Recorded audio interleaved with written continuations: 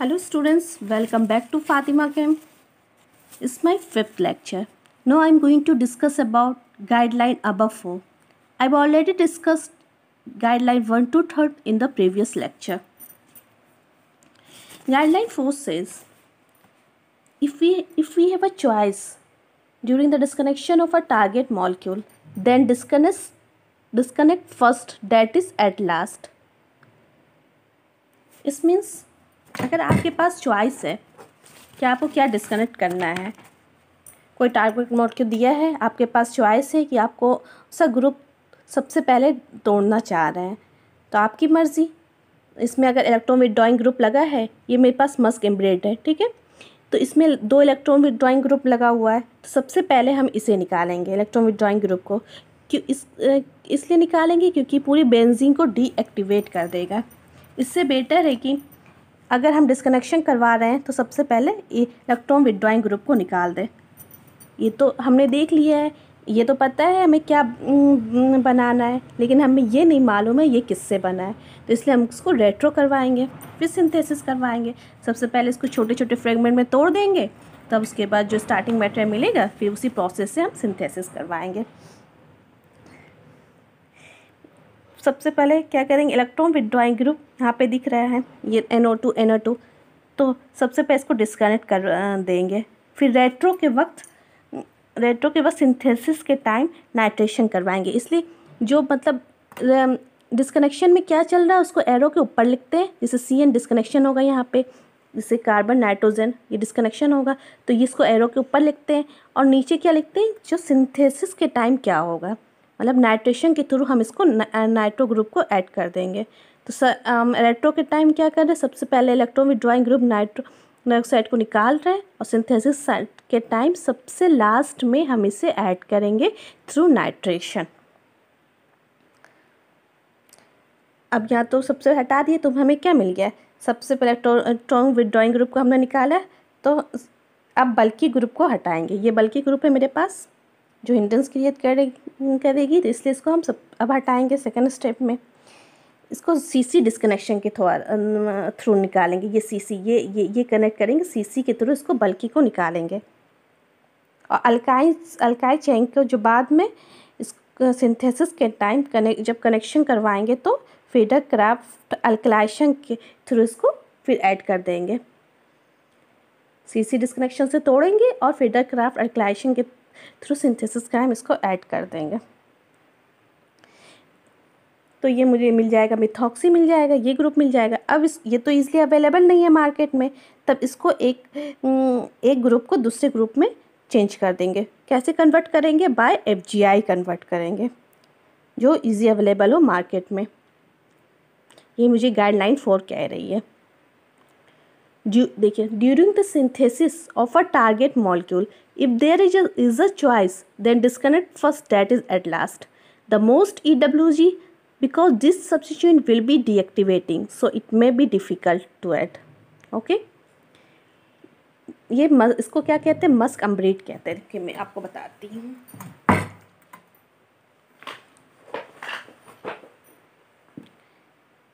ये मस्क एम्ब्रेड है, ये दिया हुआ टारगेट मॉलिक्यूल है. इसको मिथाइलेशन, अगर हम 5-methyl 2-butyl फिनोल को मिथाइलेशन करवाते हैं नाइसोल से, तो फिर नाइट्रेशन करवा के तो हमें मस्क एम्ब्रेड मिल जाता है. ये हमें मिल जाता है. अब हम एनालिसिस करेंगे कि ये क्या है. ये दिया हुआ है मेरे पास है, इसको नाइट्रेट, जिसे हमने कहा CN डिस्कनेक्शन यहाँ से यहाँ करवाएं तो हमें क्या मिला, ये मिला. लेकिन नाइट्रेशन के थ्रू इसको हम ऐड कर सकते हैं, तो ये बल्कि ग्रुप है, इसको अब हटाएंगे. फिर इसको सिंथेसिस के टाइम अल्कलाइजेशन के थ्रू ऐड कर देंगे.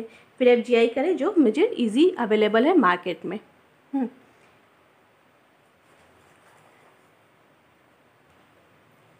तो देखो, ये देखिए आप गाइड, ये रेट्रो क्या होता है, सिंथेसिस का उल्टा होता है, मतलब ब्रेक डाउन. इसको ब्रेक डाउन किए, यही मैंने किया. देखिए नाइट्रेशन कराया, फिर ये जैसे NO2 यहाँ से हटा तो इस पर ये नेगेटिव चार्ज जाएगा, तो ये हाइड्रोजन यहाँ ऐड हो जाएगा, तो ये बेंजीन ऐसा हो जाएगा.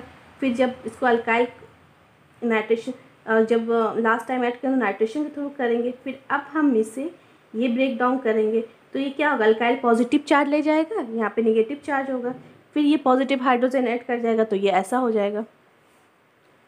फिर ये मेरा ये है, क्योंकि ये अवेलेबल नहीं इसी मार्केट में, इसलिए हम इसको इसमें कन्वर्ट कर दिए। ये तो रेट्रो हो गए। अब देखिए सिंथेसिस कैसे करवाएंगे। ये मेरे पास स्टार्टिंग मटेरियल दिया हुआ है, ये जो है SM दिया हुआ है, स्टार्टिंग मटेरियल आया है। वो सब तो मेरा पेपर वर्क था, इमेजिनरी प्रोसेस था, लेकिन मुझे रियल में ये करवाना है सिंथेसिस से। तो हम डाईमिथाइल सल्फेट के प्रेजेंस में, डाईमिथाइल सल्फेट और बेस के प्रेजेंस में इसको हम क्या करेंगे, इसको हम मिथॉक्सी में कन्वर्ट करेंगे। तो यहाँ पे CH3 है, यहाँ पे क्या और CH3, तो ये दोनों, ये इसका और CH3 क्या है, मिथॉक्सी क्या है, ऑर्थो पारा डायरेक्टिंग है। ये चाहेगा या तो यहाँ पे आए, या तो यहाँ पे आए, या तो यहाँ पे आए।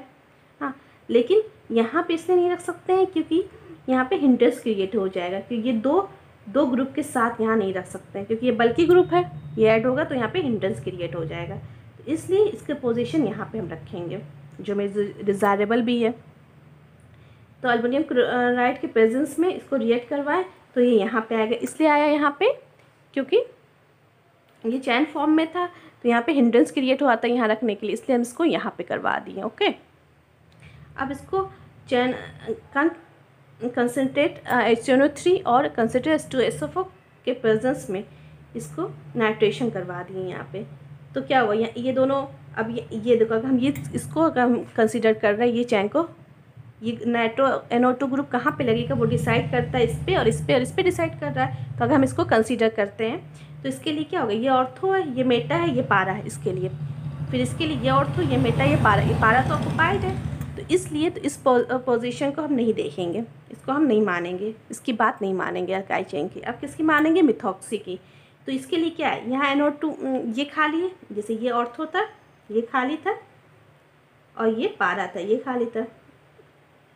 ऑर्थो मेटा पारा, ये पारा था, ये खाली था। तो हम किसकी, OCH3 की बात मानेंगे, क्योंकि इसका पोजीशन तो ऑक्युपाइड है। तो मिथॉक्सी क्या कह रहा है, मिथॉक्सी में ये ग्रुप ऑर्थो पारा डायरेक्टिंग है, तो ये और ये, तो यहाँ पे हम NO2 को यहाँ लगा देंगे, ये NO2 को लगा देंगे। तो ये मेरा हुआ, ये इसको क्या कह दिए हम, ये एनालिसिस किए तो हमें पता चला, तो हमें टारगेट मॉलिक्यूल तो मिल गया, वो ये जो हमें चाहिए था ये मेरा बन गया सिंथेसिस के टाइम। अब ये इजीली अवेलेबल है मार्केट में।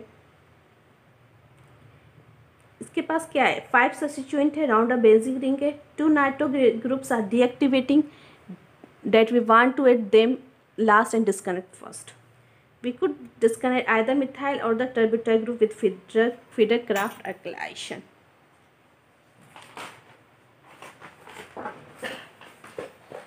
ये सिंथेसिस हमने करवाया, जो भी मैंने आपको बताया,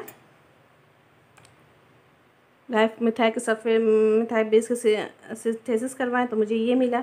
फिर मिथॉक्सी करवाए, फिर नाइट्रेशन करवाए तो मुझे ये मिला, कंक HNO3, कंक H2SO4 की इसमें नाइट्रेशन करवाएं तो हमें ये टारगेट मॉलिक्यूल मिल गया। अब गाइडलाइन 5 क्या कहती है,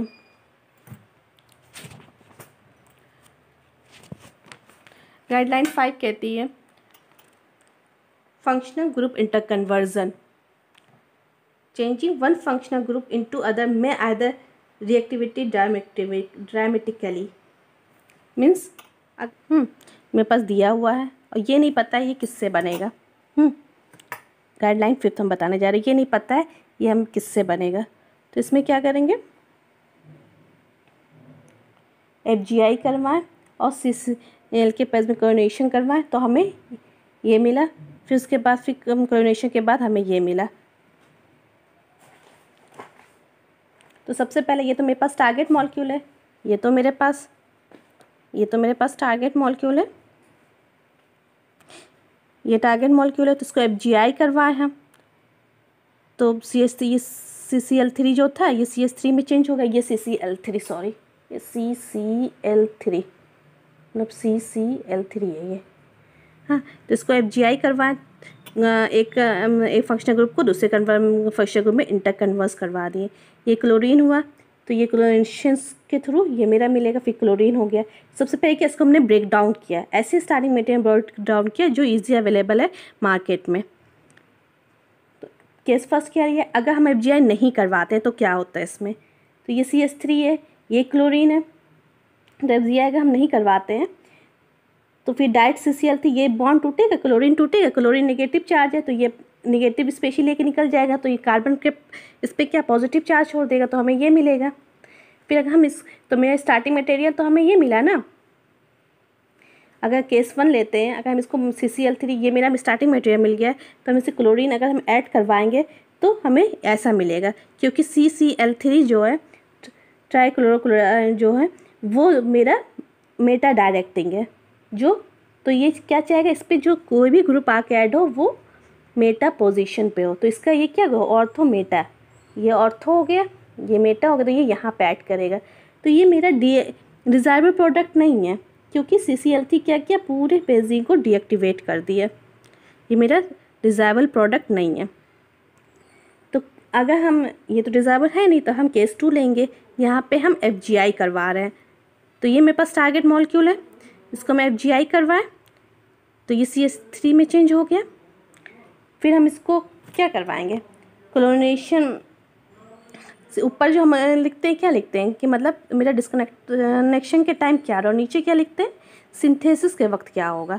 तो ये टूट किससे रहा है, CCl बॉन्ड टूट रहा है, लेकिन जब इसको हम कनेक्ट करवाएंगे किससे, क्लोरीनेशन के थ्रू कनेक्ट करवाएंगे, तो यहाँ पॉजिटिव हो गया, नेगेटिव चार्ज हो गया, क्लोरीन ये नेगेटिव है लेकिन ये एक पॉजिटिव क्लोरीन से मिल जाएगा, तो ये डबल Cl2 का फॉर्मेशन हो जाएगा।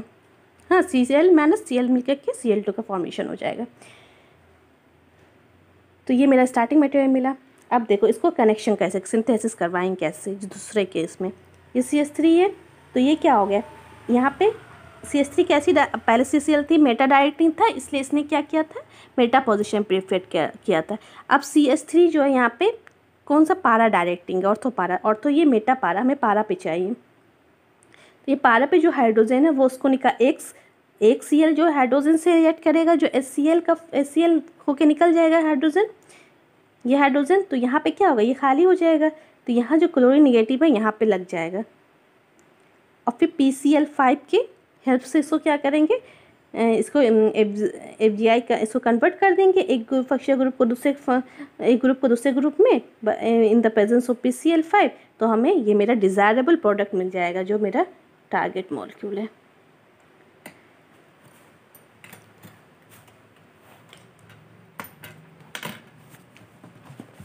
प्रॉब्लम हमें कहाँ थी, प्रॉब्लम मेरी ये CCl3 में थी जो मेटा डायरेक्टिंग है, ये क्या चाहेगा, मेटा पोजीशन पे करना चाह रहा था। इसका सॉल्यूशन यही था कि हम जो है ऑर्थो पारा डायरेक्टिंग ग्रुप में इसको चेंज कर दें,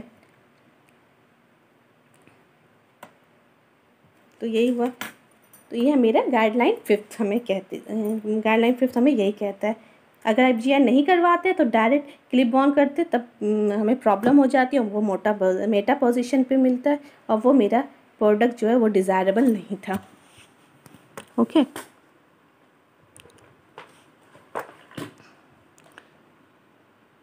तो वही है कि एक गाइडलाइन 5 ये कहती है changing one functional group into other में अल्टर रिएक्टिव डायमेट्रिकली, ये क्या कहेगा, ये अल्टर कर देता है, कहाँ पे करना है वो अल्टर कर देता है, तो इसलिए हम गाइडलाइन 5 का यूज़ करते हैं जो इज़ अवेलेबल मार्केट में हो, और जिससे हम प्रोडक्ट ईजी वे में बना सकें।